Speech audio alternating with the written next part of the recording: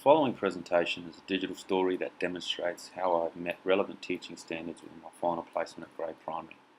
6 pieces of teaching evidence will be used to highlight my ability to meet AITSL requirements and also show how I've embedded inclusive practices when teaching. 6 pieces of teaching evidence I will use to meet each standard include math lessons and assessment, spelling goals using the Words Their Way assessment tool, writing assessment and moderation, guided reading lessons and the use of learning intentions and success criteria, inclusive classroom practice, and finally staff meetings and professional development. The first piece of evidence I'm using to show that I've met AITSL standards is that of math lessons and assessment. These math lessons that I delivered within the classroom were based on the term learning sequence, in which I was also a part of in collaborating with my mentor teacher and another classroom teacher. As you can see in the term learning sequence, my lessons were based on multiplication and division word problems. The math topic was covered for approximately 5 lessons, where students learned appropriate strategies to solve problems involving division and multiplication. Following the learning sequence, students were assessed using the Year 4-5 achievement standards. Students' maths books, worksheets, and also their Peter Westwood tests were used to assess their ability to use multiplication and division effectively. Once students' work and other assessment results were gathered and looked at, their grade was given using the rubric shown. Each student was given either an at, above, or below grade for the term using a colour code. The math lessons and assessment example provides evidence for standards 2.1, 2.2, 2.3, 2.5, and 3.2. The next piece of evidence I will use is in relation to spelling goals using the Words Their Way assessment tool. This assessment tool was used as a method within spelling lessons to identify students' spelling abilities and provide them with differentiated spelling goals for them to use throughout lessons. I assessed students and identified the specific features of words in which they struggled with, being either initial or final consonants, short or long vowels, digraphs, or unaccented final syllables. Once this information was gathered, I wrote out individual spelling sheets for students based on the words and their features in which they got wrong. These spelling goals were then placed as a visual above students' desks and were used during spelling lessons to target individual spelling needs at different levels. Using the Words Their Way diagnostic assessment, then applying differentiated spelling goals as visuals within spelling lessons relates to standards 1.5, 2.1, 2.5, 3.1, 3.3, 3.5, 4.1, 4.2, 5.1, 5.4, and 5.5. The writing assessment and moderation teaching evidence shows my ability to assess students' writing in regards to their ideas, vocabulary, and punctuation. The work I assessed was a part of their narrative writing, which was previously done in Term 3. The focus of the formative assessment was firstly to provide both the teacher and student data of their writing progression. Student scores were recorded and were weighed in relation to their previous scores in Term 3. Looking at the results of the writing assessment also gave an understanding of which of the 3 areas individual students needed to focus on. As well, students were able to reflect and monitor progression visually through the writing data wall. This gave students the ability to see what they were being assessed on, as well as providing them with structured and visual outcomes in which they could achieve. As well as assessing students' writing and providing them with a visual reflection, the writing assessment was also used as a moderation tool. Using the assessment criteria, I was able to mark the majority of students' work effectively. As can be seen, the pink highlighted scores show my marking, while the yellow represents my mentor teacher's scores. Overall, I was able to assess effectively with my mentor teacher providing different scores on occasion. The writing assessment and moderation example provides evidence for standards 5.1, 5.2, 5.3, 5.4, and 5.5.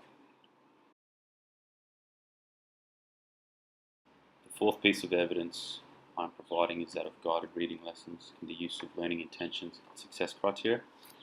Within all my lessons taught, there was an emphasis on my mentor teacher for me to visually show the learning intention for the lesson and have a structured success criteria so students were able to understand what they were learning.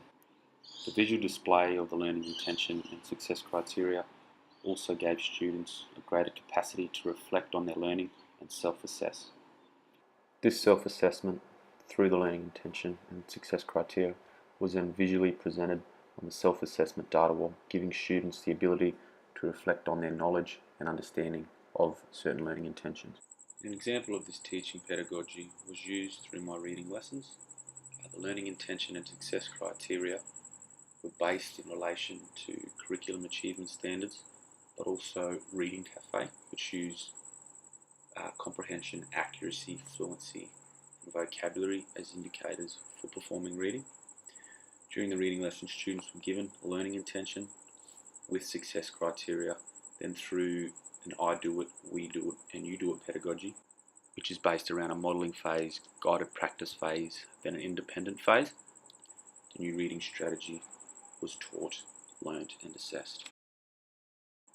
Reading lessons also provided me with the opportunity to gain knowledge and implement ICT resources to engage learning. Within the guided reading section of the lesson, differentiated groups completed reading activities to develop their comprehension, accuracy, fluency, and vocabulary in reading. Among these 7 activities, 3 included ICT-based learning.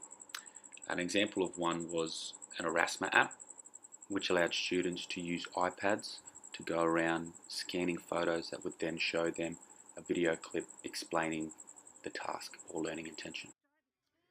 The guided reading lessons and the use of learning intentions and success criteria provides evidence for standards 1.2, 2.6, 3.4, 4.2, 4.5 and 5.2. Throughout my teaching placement, there was an emphasis to attempt to build connections with students and understand their likes, dislikes and background. By doing this, I was able to apply inclusive strategies which engaged students' cultural and personal identities. One of my main strengths was developing an understanding of some of the Indigenous students' cultural connections.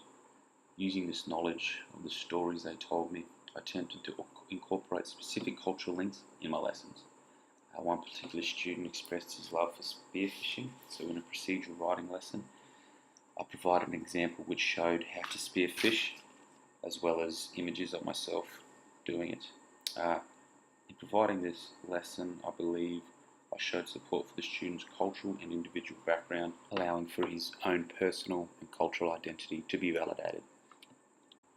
Although this example is very individualised recognition of Aboriginal and Torres Strait Islander culture, I believe I do have the capacity and knowledge to demonstrate the broad range of Aboriginal histories and culture and acknowledge it within the classroom. Another area of inclusive classroom practice which I was exposed to relates to a certain student who was diagnosed with Asperger's. During my time in the classroom, I was put in situations where I needed to manage the particular student's behaviour when he would become defiant and at some points have different levels of outbursts. Having a student in my classroom during this final prac gave me some understanding of the requirements and teaching strategies used to support his participation.